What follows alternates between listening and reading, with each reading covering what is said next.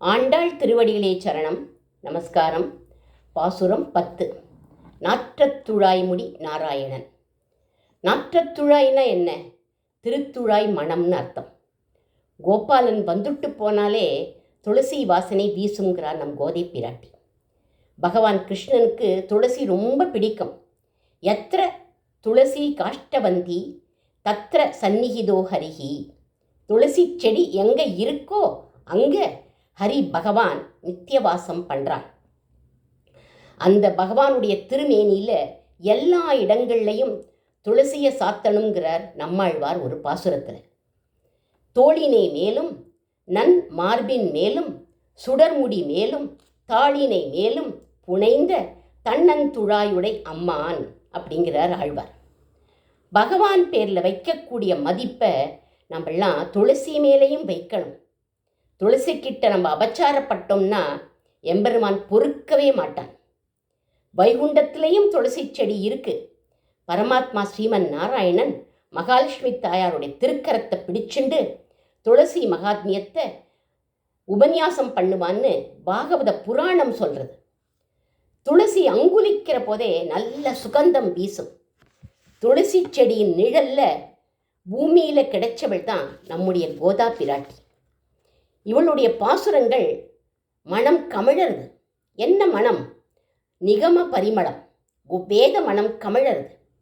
இவளுடைய பாசுரங்களை நாராயணன் தன்னுடைய சிரசில் தரிச்சுக்கிறான். பாசுரங்களை மட்டும் இல்லை, அரங்கனார்க்கு துழாய் மாலை முடிசூடி கொடுத்த மாதேன்னு இவள் சூடிண்ட மாலையையும் தரிச்சுக்கிறான்.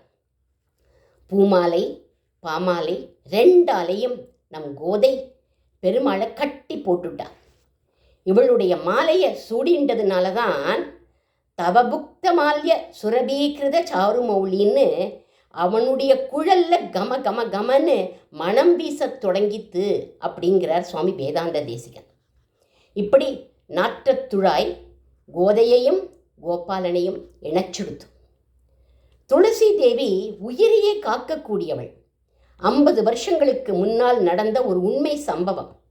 கீதா பிரஸ் கோரக்பூர் கல்யாண்கிற புக்கில் போட்டிருந்ததை அடியேன் இப்போ உங்களோட பகிர்ந்துக்கிறேன்.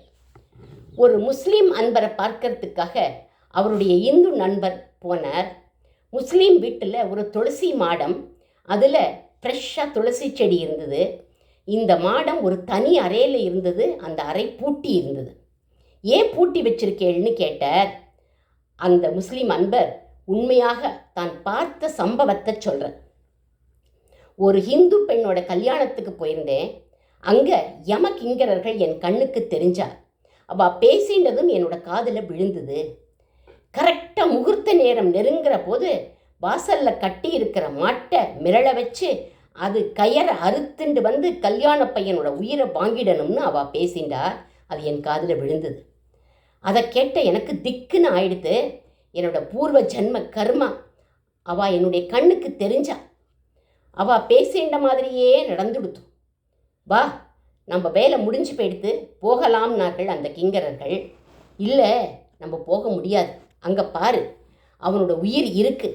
அவனோட உயிரை நம்மளால் எடுக்க முடியலை அப்படின்னான். ஏன்? அந்த கல்யாண பையன் துளசி செடிக்கு கீழே விழுந்திருந்தான். உயிர் பொழைச்சுட்டான். இனிமே நம்ம ஒன்றும் பண்ண முடியாது. அவன் அப்படி ஒரு புண்ணியம் பண்ணி இருக்கான். கிளம்பு, நம்ம போவோம்னு சொல்லிட்டு அவள் போனதை நான் பார்த்தேன் அப்படிங்கிறார் இந்த முஸ்லீம் அன்பர். அன்னிலேருந்து நான் துளசி செடியை வளர்க்க ஆரம்பிச்சுட்டேன் என்னுடைய குடும்ப நன்மைக்காக. எங்கள் மதத்தில் ஒத்துக்க மாட்டா, அதனால அவளுக்கு தெரியாமல் இருக்கணுங்கிறதுக்காக தனி ரூமில் வச்சு பூட்டி வளர்க்கிறேன் அப்படின்னார் அந்த முஸ்லீம் அன்பர். துளசி இருக்கிற இடத்துல பரமாத்மா இருக்கான். அவனுடைய சாநித்தியம் அங்கே இருக்கு. பாம்பு கூட அந்த துளசியை பார்த்தா ஒதுங்கி போயிடுமா. கொசு வரவே வராது. உப்பிலியப்பன் கோவிலில் ஸ்ரவண தீபத்தன்னைக்கு ஒரு துளசி கலசம், அதை வஸ்திரத்தினால சுற்றி வச்சிருப்பா.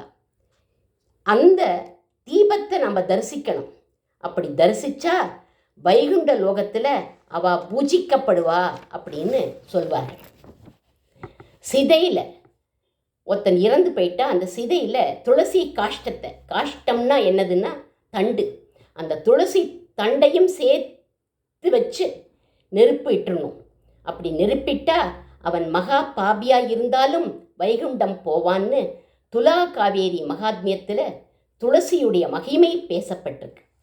உயர்ந்த திருத்துழாய் செடியை அப்போ நாமும் வளர்த்து கோதையின் கோபாலன் கிருபைக்கு பாத்திரமாவோமே. ஆண்டாள் திருவடிகளே சரணம்.